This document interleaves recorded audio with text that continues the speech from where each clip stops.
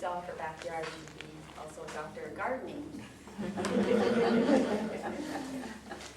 I don't feel like it much these days, Barb. It's not quite finished. There's always so much to do when you've got a good-sized piece of property, isn't there? I called this one Awakening to the Changes. Man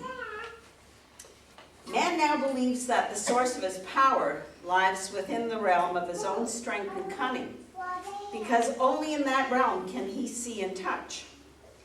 This is a limited three-dimensional view. In reality, the power of source within each of us is just as it is in nature and is beyond the sense of touch or sight. Although we have different names for the divine source, God, goddess, spirit, guardian angel, or creator, it's undeniable that it's very real, although invisible. Spiritual power exists around us at all times. And it's not for just a few people. It's for everyone. Each of us can call on this realm when we need guidance. All we have to do is ask. We came to earth to experience feelings, create, manifest with our minds, for soul growth, and to learn to live in total compassion, and to bring that love into our life and into the lives of others. When the human personality or ego finally tires of trying to find happiness outside of itself and realizes joy and happiness must come from within, that's when true growth happens. The higher self is the master coordinator, but it cannot make a move until we have a deep, intense desire to release all that is in the way of our God realization. We often create interesting distractions to allow us to deviate and divert us from what we truly wish to create. Power often resides with fear as the expression. Or as I was recently reminded, fear is the absence of love. The terror of facing our pain is very real.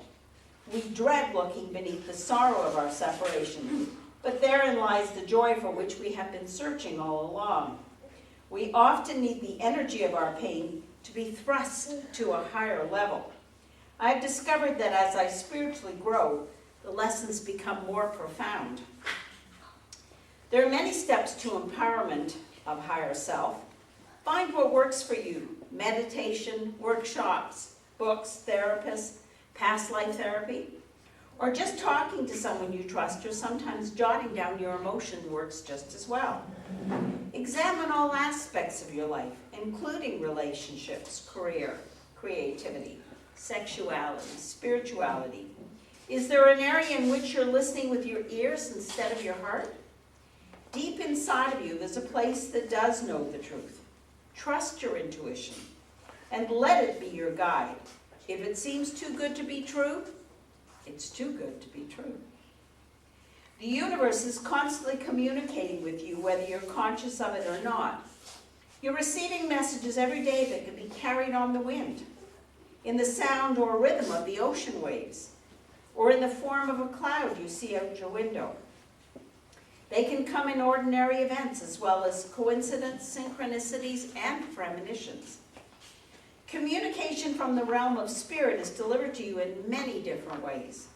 They can come in conversations that you might overhear, the songs that play on the car radio, the billboard that you might notice at the corner, your nighttime dreams, and even in random thought during your waking hours. If you're open to receiving these messages, you will be able to learn from them and ultimately become more balanced and in harmony with the world around you, simply because you are paying attention. Often we can avoid difficult situations if we just take the time to observe the signs in our surroundings. And this is one of the most important lessons I've learned on my path. If you don't listen to the whispers, you may have to hear the screams. What this means is that the signs all around us come first as slight nudges to help us on our path. If, when we fail to notice or respond to them, that the messages can come with greater force, ranging from a brush with death, or a minor fender bender, or even a small bump on the head. The point is that the Spirit will do whatever it needs to get our attention. It is time to examine where you are in different areas of your life. Are you floating like paper on the water, or are you taking charge of your life and moving forward? Some simple questions you can ask yourself. Do you feel supported by your family and friends? Who in your life really supports you? Are you happy with your identity? If not, think about your friends and ask yourself if they are truly your friends and if they'd be upset with the changes you need to make. Perhaps they're not truly your friends. Is it time to look at a new direction for yourself? In a job, in a relationship, or perhaps to live and move or reside to a new place? We each have dials, very much like the TV and radio within ourselves, that we can use to tune into other realms and alternate dimensions. It is simply a matter of taking the time to be still and finding our own internal frequency activators. Take time to meditate daily and ask higher self questions. Just as you turn the dial to find classical or jazz or news events, you can tune into the various frequencies to get answers. Sometimes they are subtle, and sometimes they are extremely profound.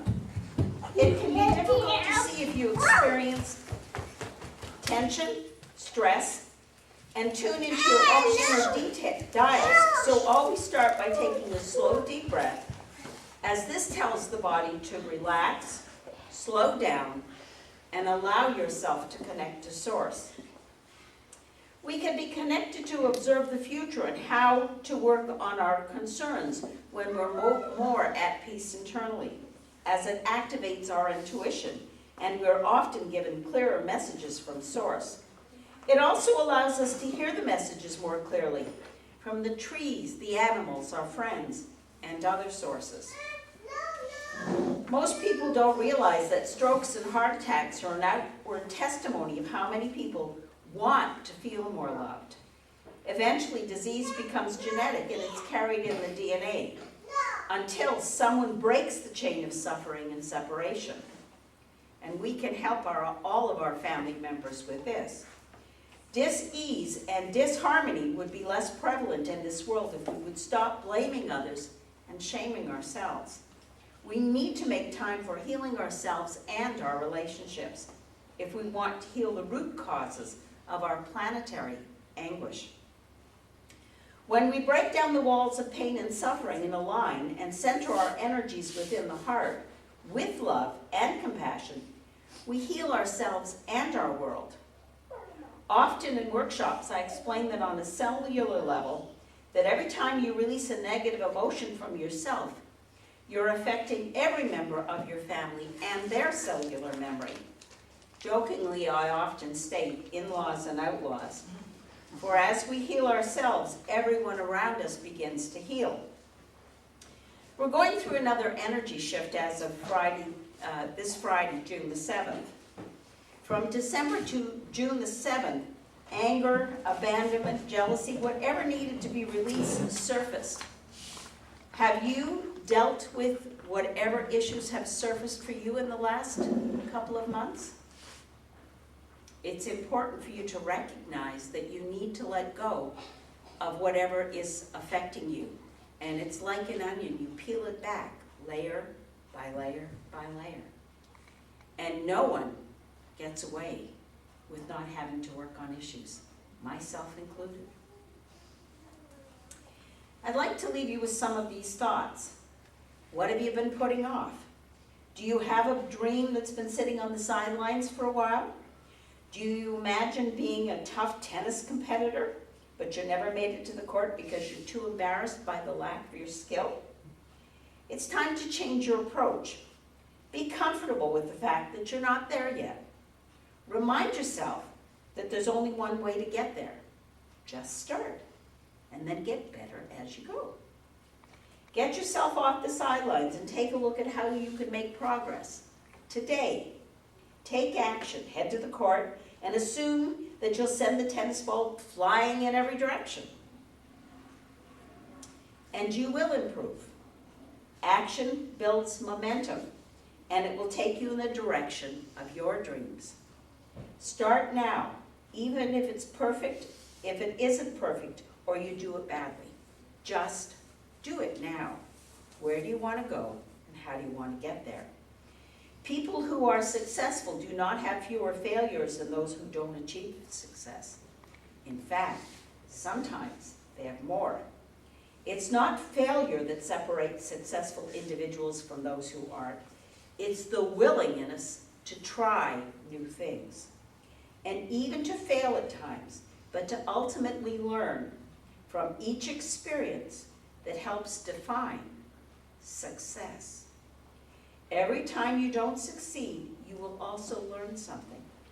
Maybe what you learned is that you'll never do it that way again. But perhaps you'll gain a new perspective that you can use in other areas of your life. Don't be afraid to fail. See it as an opportunity to come that much closer to success as you grow and learn in your journey through life. Take risks, but look before you leap. Namaste.